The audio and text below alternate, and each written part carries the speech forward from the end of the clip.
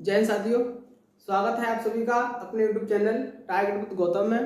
दोस्तों, आज का जो आपका टॉपिक रहेगा उस टॉपिक में आज हम लोग पढ़ेंगे 1909 का भारत शासन अधिनियम और 1919 का भारत शासन अधिनियम। जो आपका चैप्टर चल रहा था उस चैप्टर का नाम है भारत का संवैधानिक विकास, जिसमें हम लोग पीछे 2 क्लासें ऑलरेडी पढ़ चुके हैं।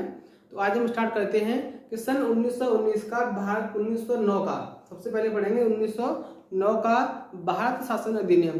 तो जो 1909 का भारत शासन अधिनियम था उस अधिनियम को हम मार्ले मिंटो सुधार अधिनियम के नाम से भी जानते हैं। किससे? मार्ले मिंटो सुधार अधिनियम के नाम से भी जानते हैं। क्यों जानते हैं? कि उस समय के जो सचिव थे, जो भारत के सचिव थे उस समय, वो थे मार्लो, और जो वायसराय थे वो कौन थे? मिंटो। तो जो सचिव थे, सचिव ब्रिटेन में रहकर ही अपना भारत का जो सचिव का पद मिला था उसको चला रहे थे। किसको? भारत सचिव के पद को। तो 1909 के अधिनियम के तहत उस समय कौन था सचिव? कौन था? मार्ले। और उस समय वायसराय कौन था? मिंटो। 1909 का अधिनियम जब लागू हुआ उस समय सचिव थे मार्ले और वायसराय कौन थे? मिंटो। इसीलिए हम इसे मार्ले मिंटो सुधार अधिनियम के नाम से भी जानते हैं। इस अधिनियम की कुछ विशेषताएं हैं, उनके बारे में हम देखेंगे। तो पहली विशेषता क्या है कि जो विधानमंडल था, विधानमंडल का आकार और विधानमंडल की शक्तियों को, किसको? विधानमंडल के आकार को और विधानमंडल की शक्तियों को बढ़ा दिया। इसकी शक्तियों में और इसके आकार में वृद्धि कर दी। किसके में? विधानमंडल के में। नेक्स्ट उसके बाद है कि सांप्रदायिक निर्वाचन प्रणाली। सांप्रदायिक निर्वाचन प्रणाली की शुरुआत सन 1909 के एक्ट के द्वारा, अधिनियम के द्वारा होती है। तो जो सांप्रदायिक निर्वाचन प्रणाली है, इस प्रणाली में क्या हुआ कि जो मुसलमान लोग थे, मुसलमान लोगों ने सांप्रदायिक निर्वाचन प्रणाली की मांग की थी। तो उनको सांप्रदायिक निर्वाचन प्रणाली की शुरुआत कब से हुई? 1909 के अधिनियम के द्वारा। नेक्स्ट है आपका सार्वजनिक विषयों पर प्रश्न पूछना। जो सार्वजनिक विषय थे, जो सार्वजनिक विषय थे उन पर कोई भी व्यक्ति यानी कि प्रश्न पूछ सकता है सार्वजनिक विषयों पर ही, यानी कि और आंतरिक विषयों पर आप प्रश्न नहीं पूछ सकते। जो साधारण जो विषय है उस पर आप पूछ सकते हो, या सार्वजनिक विषयों पर प्रश्न पूछना। उसके बाद नेक्स्ट है आपका कि बजट पर पूरक प्रश्न पूछने का अधिकार। किस पर? बजट पर। जो बजट लागू हुआ था, जो बजट लागू किया गया था 1861 के अधिनियम के द्वारा, तो उसमें बजट पर पूरक प्रश्न पूछने का अधिकार, यानी कि उल्टे सीधे क्वेश्चन नहीं, एक जो तार्किक प्रश्न है उसको आप पूछ सकते हैं बजट के ऊपर। यदि कोई आपका क्वेश्चन बनता है, कोई प्रश्न बनता है, तो आप उसको पूछ सकते हैं। तो क्या कि बजट पर पूरक प्रश्न पूछने का अधिकार कब से मिला? 1909 के अधिनियम के द्वारा। उसके बाद क्या हुआ कि भारत के वायसराय, जो भारत का वायसराय था उस समय, उसकी एक परिषद थी। जो वायसराय था उसकी एक क्या थी? परिषद। तो एक कार्यकारिणी परिषद थी। उस परिषद का जो प्रथम व्यक्ति उसमें भारतीय शामिल हुआ वो कौन से हुए? वो हुए आपके सत्येंद्र सिन्हा। देखिए, भारत के वायसराय की कार्यकारिणी परिषद में पहले भारतीय व्यक्ति कौन? पहले भारतीय वायसराय के कार्यकारिणी परिषद में जो प्रथम भारतीय शामिल हुए या प्रथम भारतीय को एक मेंबर बनाया उसका, वो कौन से थे? सत्येंद्र सिन्हा। किसके रूप में? विधि सदस्य के रूप में। किसके में? विधि सदस्य के रूप में। जो विधि आयोग की स्थापना हुई थी जिसके अध्यक्ष थे कौन? मैकाले। तो विधि सदस्य के रूप में भारत का जो प्रथम व्यक्ति बनाया गया सदस्य, किसका? कार्यकारिणी, वायसराय की जो कार्यकारिणी परिषद थी उसका जो प्रथम व्यक्ति और प्रथम भारतीय सदस्य बनाया गया, वो कौन बनाया गया था? सत्येंद्र सिन्हा। ये कुछ विशेषताएं थी इसकी। इन विशेषताओं को देखकर जो मिंटो उस समय का कौन था? वायसराय था मिंटो। तो उस मिंटो ने क्या कहा कि हम नाग के दांत बो रहे हैं। क्या चीज? हम नाग के दांत बो रहे हैं, इसका फल भीषण होगा। इसका जो फल निकलेगा वो भीषण होगा। ये मिंटो का कथन था, जो कि मिंटो ने ब्रिटिश में बैठकर, अपने देश में बैठकर वहां से ये कथन दिया था कि हम जो आज भारतीयों के साथ कर रहे हैं वो हम गलत कर रहे हैं, और वो हम ऐसा कर रहे हैं जैसे कि सांप के दांत बो रहे हैं, और इसका फल हमको भीषण सुनाई या भीषण मिलेगा लास्ट में, अंत में जाकर। और उस समय जो गांधी ने कथन दिया था, तो गांधी जी ने, महात्मा गांधी ने एक कथन दिया, इन्होंने कहा कि सर्वनाश करने वाला अधिनियम, इनका ये कथन था कि ये जो 1919 का भारत शासन अधिनियम है, ये सिर्फ और सिर्फ क्या है कि सर्वनाश करने वाला अधिनियम है। क्या ये सर्वनाश करने वाला अधिनियम है, ऐसा कहा गांधी जी ने। तो ये आपका 1909 का अधिनियम रहा, जो एक्ट रहा, उसमें क्या रहा कि जो मार्ले थे उस समय 1909 के एक्ट के समय, जो वायसराय कौन थे आपके, तो कौन से वायसराय थे आपके, मिंटो, और उस समय के जो सचिव थे वो कौन थे, मार्ले। और इसमें जो विशेषताएं थी कि विधान परिषद का आकार और प्रधान परिषद की शक्तियों को विस्तारित कर दिया या उनकी शक्तियों को बढ़ा दिया गया।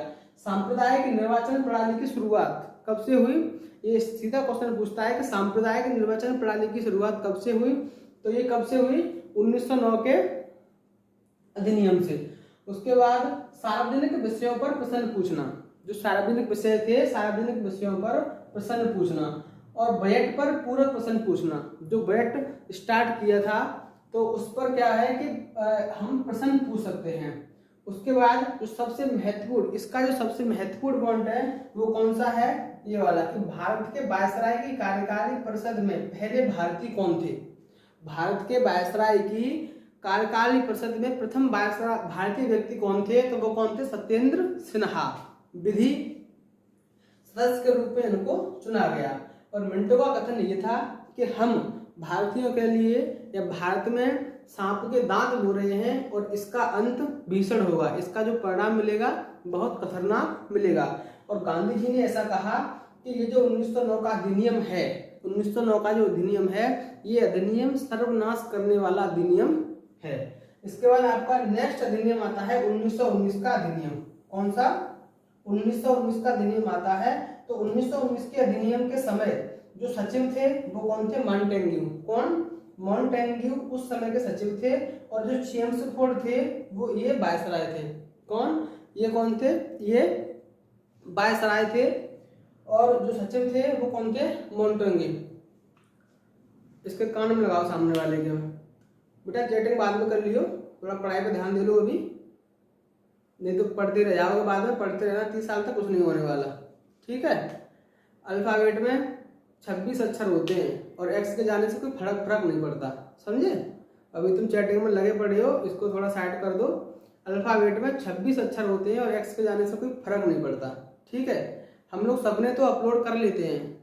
आजकल के जो बच्चे हैं वो पढ़ाई पर कम ध्यान करते हैं, सोचते अधिक हैं। उसका रीजन क्या है कि हम लोग सपने तो अपलोड कर लेते हैं लेकिन उनको डाउनलोड करने में ना जिंदगी निकल जाती है। सपने अपलोड तो कर लेते हैं लेकिन उनको डाउनलोड करने में जिंदगी निकल जाती है, सालें खराब हो जाती हैं। तो इसीलिए सपने को अपलोड करो और उसको डाउनलोड करो। डाउनलोड अगर कर रहे हो अच्छे तरीके से तो फुल एचडी में करो। डाउनलोड अगर कर रहे हो तो फुल एचडी में करो। ये नहीं कि 144 में अपलोड आप डाउनलोड कर लिए और उसमें कुछ दिखाई नहीं दे रहा, तो क्या मतलब है ऐसे सपने देखने का और ऐसे सपने अपलोड करने का, फिर उनको डाउनलोड करने का।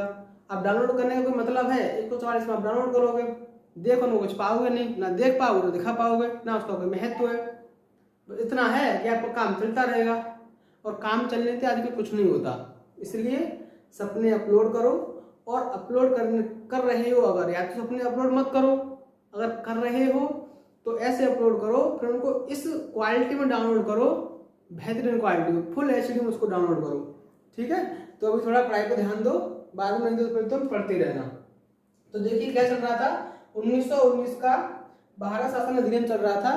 तो 1919 के भारत शासन अधिनियम के समय वायसराय कौन थे आपके, चेम्सफोर्ड, और सचिव कौन थे आपके, मॉन्टेग्यू।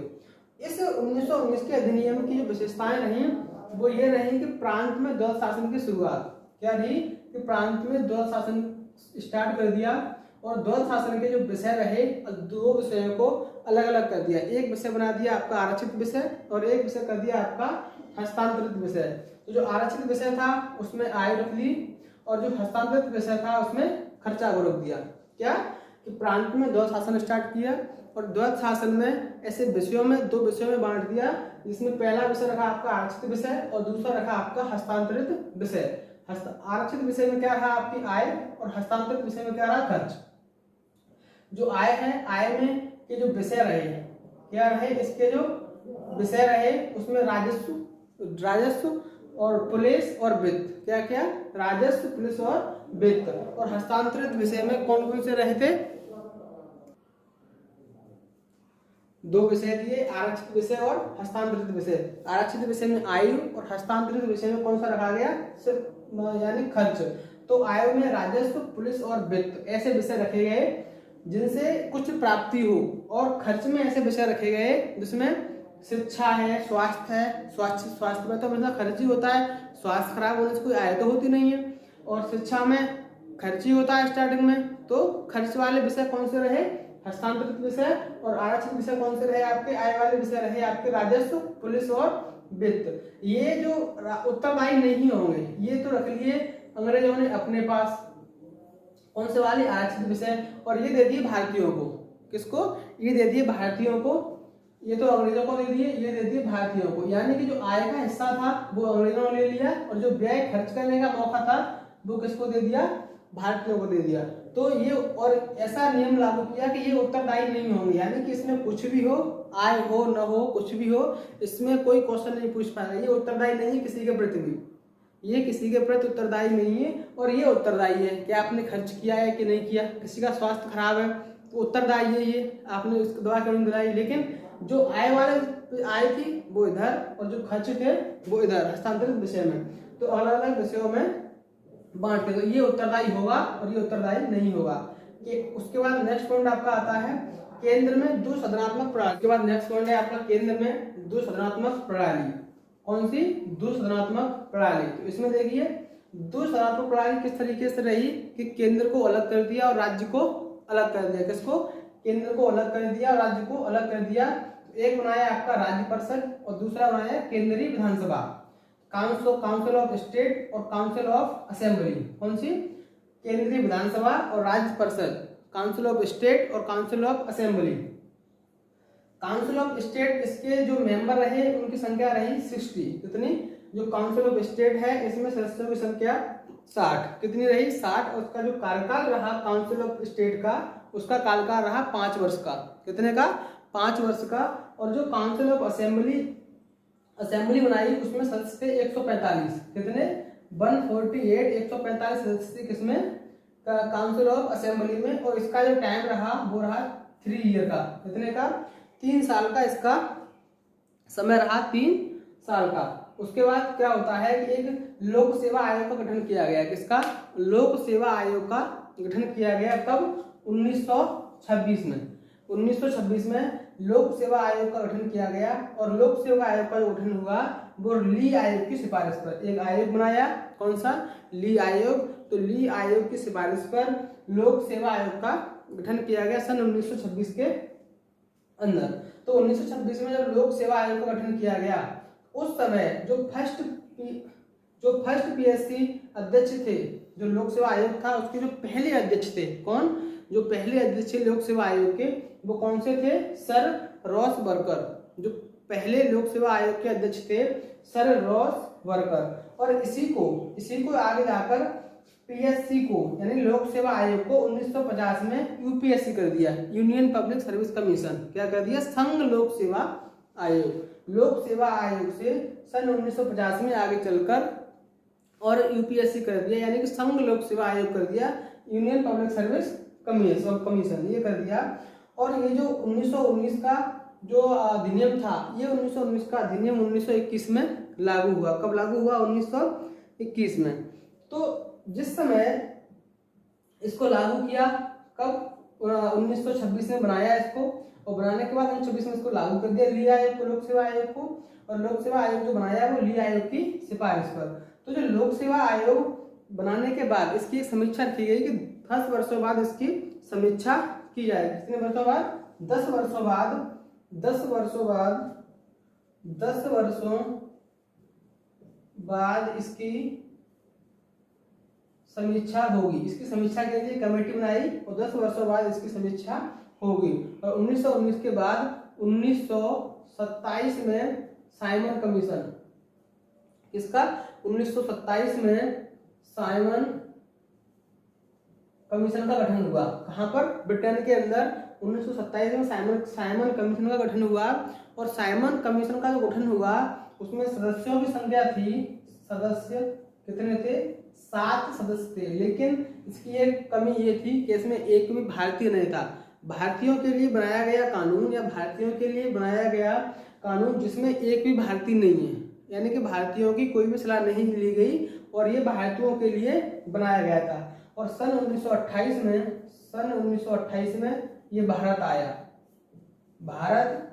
कहाँ पर? बॉम्बे में ये भारत आया 1928 में। लेकिन और इसके जो हेड थे, साइमन कमीशन के जो हेड थे, इसके जो हेड थे वो कौन थे? साइमन।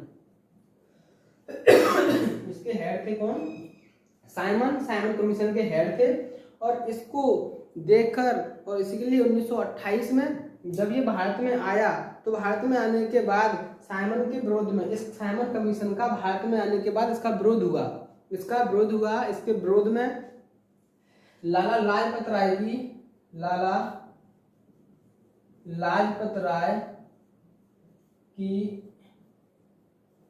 लाठियों से मारकर हत्या कर दी। किससे? जब ये 1928 में भारत आया तो भारतवासियों ने इसका विरोध किया। और विरोध क्यों किया? कि ये कानून हमारे लिए बनाया गया है और इसमें एक भी भारतीय नहीं है। तो 1928 में ये भारतीय आया और भारतीयों ने इसका विरोध किया। तो विरोध में उद्यम हो गया जिसमें लाला लाजपत राय की लाठियों से मार कर हत्या कर दी गई। तो ये दोस्तों आपकी आज की क्लास है जिसमें आज हम लोगों ने 1909 का अधिनियम और 1919 का अधिनियम, ये 2 अधिनियम पढ़े, बहुत महत्वपूर्ण अधिनियम है। ठीक है, इसके आगे की क्लास आपकी नेक्स्ट डे होगी। तो आज के लिए इतना ही काफी। जय हिंद।